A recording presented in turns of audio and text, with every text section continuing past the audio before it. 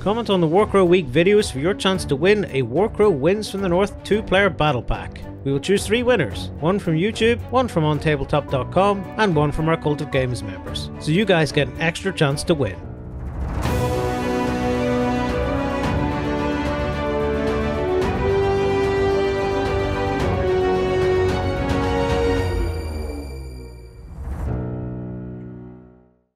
Hello everybody and welcome to this themed week for Warcrow Wins from the North. We're joined by Killian and Hoopoe.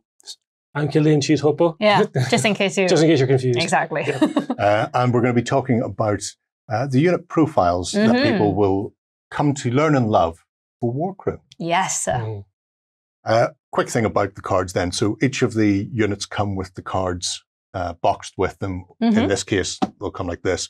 And in the case of upcoming releases, they'll all come with the stat profiles on the cards. And it's everything you need to know about how the unit plays in the game then. Yeah, exactly. All the products come, every product that is a miniature is playable in the game will come with its own cheeky little card over here. And yeah, in the future, now under development, Army, I don't know. Builder. I was just thinking, I don't know if Army is the name we're going for, but just for you two, maybe people that will be familiar with Infinity, it's an army management app. Okay. And we're working on that. So the profiles are also going to be there. So if people are going to be building a warband or whatever you term it in the future, they'll be able to do that via the medium of analog, via the cards, or digital if you're one of those fancy kids with your music television and, and your phones and stuff.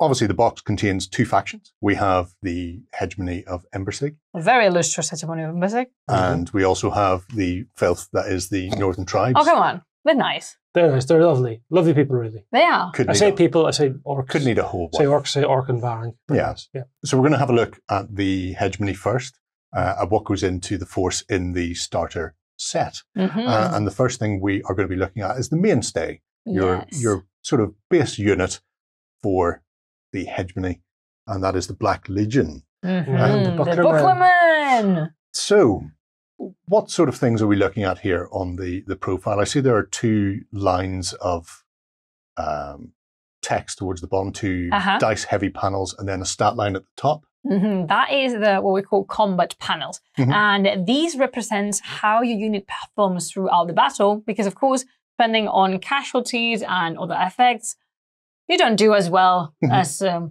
the beginning and then after. So if you see the upper part says 3+, which means if your unit has 3 or more troops on it, it performs in this way. These are the rolls you must use. However, when the number drops to 2 or maybe less than less than 2, this is the combat panel you use with your stats. Okay. And the interesting thing about the unit profile is it's not per individual, it's for the unit as a whole. Yes. So correct. So you buy the units as whatever they come in the boxes. So in this case, there's 4 in your unit. You can't buy fewer, you can't buy more, you can't buy 2 boxes and combine them. No, you cannot. And the availability part that many people have asked about and inquired, what means availability 3? This refers to the unit. Warcrow is a game of units. So everything is based off units. Sometimes units are from 1 miniature. But the units. So if this says availability 3, means you in your company, in your list, you can only have up to 3 Bucklermen. Okay, so you could take none. 3 units of Bucklermen. Yes. So I say Bucklermen meaning units of. So like I will say Frostfire Heralds or Wisemanes. Or Wisemanes, yes. Or Grampus. Okay. Which is fair enough. So essentially, the dice pool is representative of the unit as a whole, or as a depleted force. Yes, exactly. Which is interesting as far as that goes. There aren't just units, obviously, there are also characters, and they come in a variety of flavors, both support and running about as absolute legends. Yes. We'll see a legend. She is a legend. We'll see a legend right now. She is a legend. Oh my God, the worst surgeon. Oh, yes. Oh, yes. Both pretty useful on her own and joint as a unit. She can prevent wounds from happening to your unit. She's a support character, and I think that's shown on the card by the scroll symbol. Yeah, that's the little scroll symbol you see under her portrait, her beautiful illustration. So support characters are essentially just that, support characters, and there's a different classification for like commanders, and then spellcasters as well will have different symbols. So yeah, that's how you can tell. But this time around, there's essentially the card split into two. So you've got your top setup is if she's running as a individual unit in and of herself, she's on the battlefield. And then if we're looking at the bottom half of the card, that's when she's attached to a unit. Exactly. And it changes, the profile then becomes additional to the unit that she's part of. Yes. We would consider it to be like a whole card. Like the way this would work, if you want to see it in an image, is say I got my Black Legion Bucklerman over here and I want to join the War Surgeon, so I would do a search. And we would consider these as one single card and in one single unit.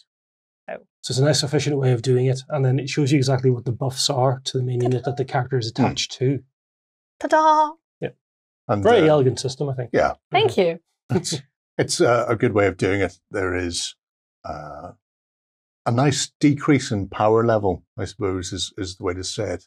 When they become a support for a unit rather than running around by themselves, they're not as completely ham as they may be by themselves, but that's because they're now buffing another stat line. And also, depending on the profile, some characters are clearly made to join a unit and not so much to run solo, while other characters, even though they can't join a unit, they perform better when they're on their own. Yeah. So that's entirely up to you, because you also will find what accommodates your playstyle, exactly, and your preferences. Okay. Speaking of somebody who is 100% supposed to be out and about by themselves, we have the Frostfire Herald. We have Jerry meeting Jerry, because I bet you don't know this, but the Spanish word for Frostfire Herald is heraldo del fuego gélido. And heraldo sounds very familiar, like Gerardo, which is a Spanish way of calling a Jerry. Yes. And one of my co-workers actually calls these critter Jerry. So Jerry met Jerry, and it was instant. It fell in love. Yes, they got on like an orc out of fire. Yes, 100%. I mean, they're a thing of beauty. Everybody loves elves. Interesting part for the Magic users then, obviously. They have the same sort of stat line that you'll see across the board for the others. I really like the fact that the Herald is a bit of a flame-bearing monster. Yeah. Would be my particular takeaway from that one. If you keep your eye out, there will be a Magic-heavy video coming where we play against each other with a couple of casters. And it's definitely worth looking out for. Killian absolutely loved it. He enjoyed every step of it, didn't you, Killian? So the thing about mages as well, as you can see, two spells there. One's very offensive, one's very sort of battlefield sort of supporting, more or less, the moving about. And that's the same for both of the mages in the box. You'll have one offensive ability and one sort of more situational ability. Yeah. But if you let Tinge into your life, then it becomes a whole different ball. You should welcome Tinge into your life. They have the potential to both be very offensive because you can deal extra damage with that as well. We won't go into Magic here. There is a whole other video just about Magic, and well worth a watch as well. And about how the Tinge will make you feel much happier about yourself. Yeah, exactly. And such as something we've commented upon in our videos, because there's also a question people ask us a lot. Not all characters are made for joining units. For example, the Frostfire Herald is a support character. However, you didn't see a joined profile on his card because he cannot join in a unit. However, he's still a support character. That is very important for list building and having these things into account. And also, people analyzing the cards would say, oh, that is a very weak attack. Isn't he a spellcaster? Isn't he a, master of magic? Yes, but that is because the spellcasters attack with their magic. Yes. Although, if you find yourself in a situation where you have to actually smash the head of your opponent with your magical stuff, if you're the Frostfire Herald, there are better things to do with your stuff. Yeah. You're lighter, you can run. Yeah, we don't want to be doing that. So we'll not worry too much about that. Up next. Yes, we have Dragoslav, the commander and a named character as well within the Embersig starter set. Drago Pascal, I've said this before and I'll say it again. If 40K has Henry Cavill, we deserve Pedro Pascal because Drago is played by Pedro Pascal in the upcoming Warcrow live-action film. I'm just putting it out in the universe. We deserve Pedro Pascal. Come on. No, 100%. I'm with you there. Thank you. Interesting fellow. Obviously, he's a complete monster when it comes to combat. Yep. Yeah, I mean, he's not a headman, though. That's the reason why it doesn't say headman Bjolgrig. It says Dragoslav Bjolgrig, because he is not still a headman. And want to know something? If you compare this profile to the quote-unquote generic headman profile, people have noticed that the distance attack roll, the range attack roll, is a wee worse. It's a yellow instead of an orange. And people were wondering why. He's the commander. He's the leader. Why is he worse? Well, he only has one eye. Yes. So depth perception is a thing when you shoot with your pistol. So there you have it. This is why we've emphasized multiple times that we want narrative to play, to be present in the cards, in the profiles, in the scenarios. So we cannot present to you a one-eyed character and make him incredible at ranged attacks. No. I mean, it makes sense. There's a few other things with this character card as well that you might want to look into. One is the fact that he's a high command character, and you can only have one high command character in your list. So, for example, you had to have him and somebody else who has the high command ability. Also, he's elite, and that's relevant for gameplay purposes in terms of elite units treat hollow successes as normal successes and hollow symbols as normal symbols. But yes, he's a very good commanding character. A lot of his abilities will boost friendly characters. Yeah. And he's also going to he brings the command tokens. The command tokens are really good in the game too. And for the hegemony is not everything, but a heavy part of their gameplay is based on the conquest value. They have a very high conquest value, all of them, well, mostly all of them. And that's what they're good at. Strategy and conquest and position.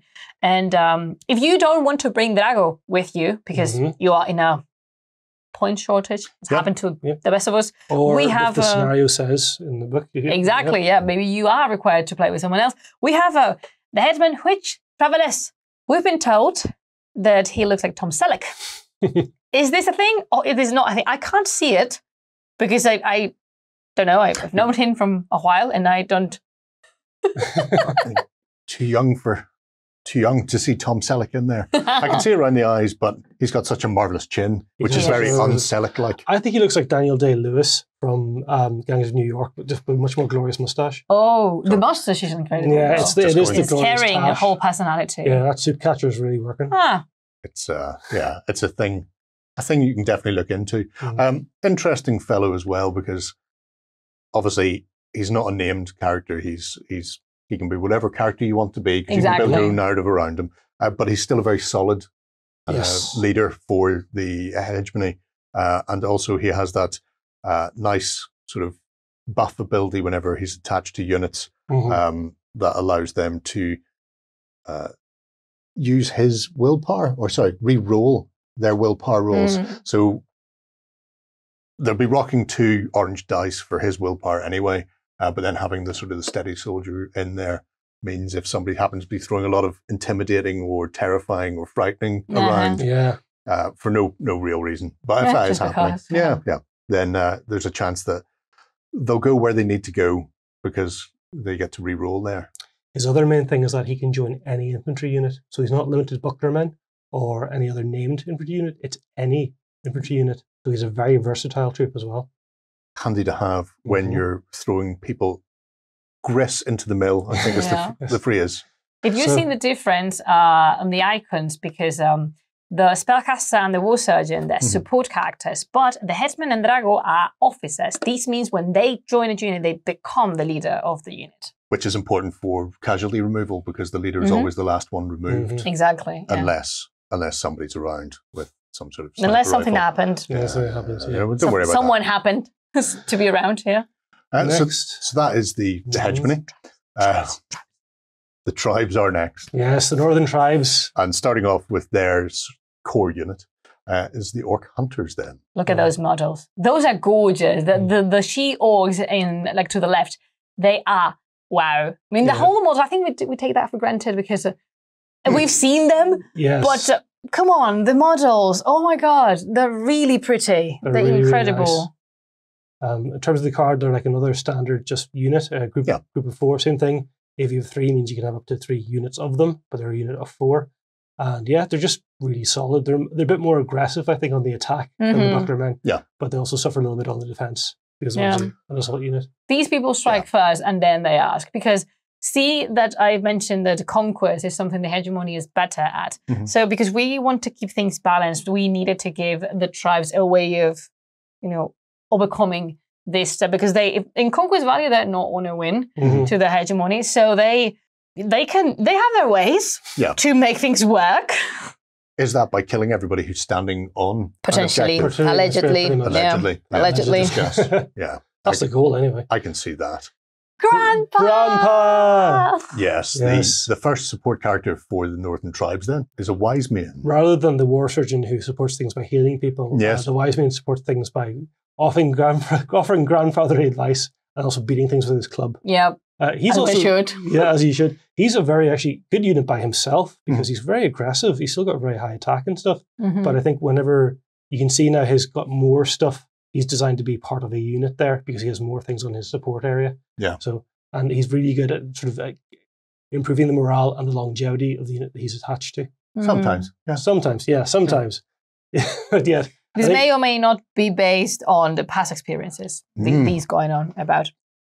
They may occur in the future. You have to stay tuned to the theme week to find out for certain. Exactly. There's something about wise mains are elderly of the other main guys. Yeah, these were Wrath mains at some point. They're so important because a Wrath main, which is an orc leader, those with a crimson main, it's very rare that they get to an elderly age. So when this happens, they value so much the elders that they bring them to battle with them because they understand how good as a warrior you must have been to survive. So yeah, this is among the many reasons this is my favorite model of the entire box. And he's grandpa. The best. He is grandpa. He's a grandpa, yeah. It's a good way of doing it. If somebody survived long enough, they must have. It couldn't all be down to luck. Exactly. That's why you should always listen to people with grey hair. Especially not in the Northern tribes. 100%. The Invoker is up next, and your Evoker is the spellcaster for the orcs. So, spellcaster for the orcs, more focused on making the orcs intimidating, giving them the ability to scare off their foes and be more defensive. Essentially, a buffing unit. Actually, can hit people with that big stick if it comes to it. Yep. Because it's not awful. And then, as well as that, has quite a thing where just summons a big rock and smacks people with it. Exactly. She just throws rocks at people. Giant boulders. Giant boulders. We will take the rock, Dwayne, the Rock Johnson. Well, you will also take you if you want to play Warcrow. Rock the Dwayne Johnson. Rock the Dwayne Johnson. We could paint him green and put him up against Pedro. Yeah, or we could paint him blue because Pedro has bloodlust towards the Varang. Dwayne the Rock Johnson would be such a good Varang because of the tattoos and his, Maori background. So, please, this is being served on a silver plate to you. Please give us a call. Yeah, and contact at corvusbelli.com. Can we have that put over here on the screen? Thank you. Oh yeah, 100%. I don't see why we wouldn't. Then the spellcaster for the orcs, the Evoker, she also acts as kind of a buffer of her unit. She keeps coherence in the mountain together because for Alborg, the evokers are very important, and again, narrative coming into play. And she can remove stress and help units that have been demoralized to rally. So she's a great addition to your list. It's a bit of a blend between the Frostfire Herald and the War Surgeon. They can do a bit of combat buffing spells, but they can also then de-stress and support the units that way. Exactly. Then the big guy, Alborg, the leader. Big guy. The tank himself. Alborg, he is, alongside with Icebear, the leader of the Northern Tribes, and this is a Wrathmane. And I think we chose the name Wrathmane very accurately because this is a beast. This is a killing machine, 5 wins. 5 wins, morale 3. And we didn't talk about this when we were seeing Drago and the Hetman, but there's such a thing called modifiers, which means you can suffer stress in your attack and defense rolls to add interesting things like symbols, dice, and oh my god, Yeah, Don't get near Alborg, please don't. An absolute tank as soon as he hits the battlefield. He's really good by himself and he's really good in the unit. You can just tell by all his abilities there, but he's very thematic because he's the leader of the orc half of the northern tribes. He has some abilities that then let him interface with the other half, which is the Varank. Orc units can join Varank units. Varank units can join orc units, which is something that's not normally allowed. And as well as that, his command ability lets him, as soon as he activates, use this and have a Varank unit activate straight afterwards. So he really represents the synergy between the two sort of halves of the northern tribes. Yes. Yes. And he's got a Varank sword. Yeah. Apparently. Yeah. Yeah. The Sword of the Sun was a gift for the northern, well, not the northern tribes, from the Varank to the Orcs. And the Orcs also gave something to Icebear, to the Varank leader. What is it? You can discover it by reading the lore book that you can get very soon. Yeah. But again, absolutely rock solid and good by himself, really good when he joins the unit. Yes. And if you don't want to run the massive point sink that he is, you can always run a standard Wrathmane. Which is very good also. Still also brutal, just not brutal deluxe. No. Yeah. He does have one thing that the Alborg does not, which is that roar. Yes. And that roar is pretty good because disarming and frightening a unit within 10 strides, it really sets them up to be absolutely brutalized if you charge in afterwards. So yeah, it's a very nice ability, and he has it on both his independent and when he's part of the unit profile. He also has the keyword raging, which means that he adds a success whenever he charges. So, and you can then blend that together with the likes of the Evoker, putting intimidating onto a unit or the unit he's part of. You can start to see the synergies coming and going. Yeah, so he throws out a frightening buff, and then they follow up with an intimidating charge, or if they get countercharged. The willpower rolls. Yeah. And it's messy and bloody, and don't we love a good bloodbath? Always. Average Wednesday afternoon. Yeah, 100%. It's what I like the most. Yep. But I also like the fact that both forces feel very individualized and distinct. They have their own gameplay style that leads then into how the faction or nation is set up, where the northern tribes are brutal, intimidating, in your face, while the hegemony of Embersig are very much about control, command, sedate movement. You work towards the goal. You're not just charging hell for leather over the horizon. And in that respect, you'll see how their play styles develop over time. Yeah, and we've been commented on that because everyone wants to learn how the different nations play. We are putting a great effort into making them enjoyable and, as you mentioned, individual. Like every single army should have their own personality. Yeah, exactly. And I think we've succeeded. Yeah, very much so. Haven't we, Jerry? Yes. Huh? What do you think, Jerry? Say, burn, baby, burn, Disco Inferno. All right, so there you go. Hopefully that gives you an idea of the play style of the two forces, and also you can then see the individual profile cards there and get an idea of how they will come together when you're playing Warcrow. If you have any questions, feel free to drop them below. We'll pass them across. And keep your eyes peeled on what else is coming during this themed week. Until next time, bye-bye. Comment on the Warcrow Week videos for your chance to win a Warcrow Wins from the North 2-player battle pack. We will choose 3 winners, one from YouTube, one from OnTableTop.com, and one from our Cult of Games members. So you guys get an extra chance to win. Go ahead and check out our other content on screen now. And while you're at it, why not hit subscribe and remember to ding our dong. Go on, you know you want to click it. Go on.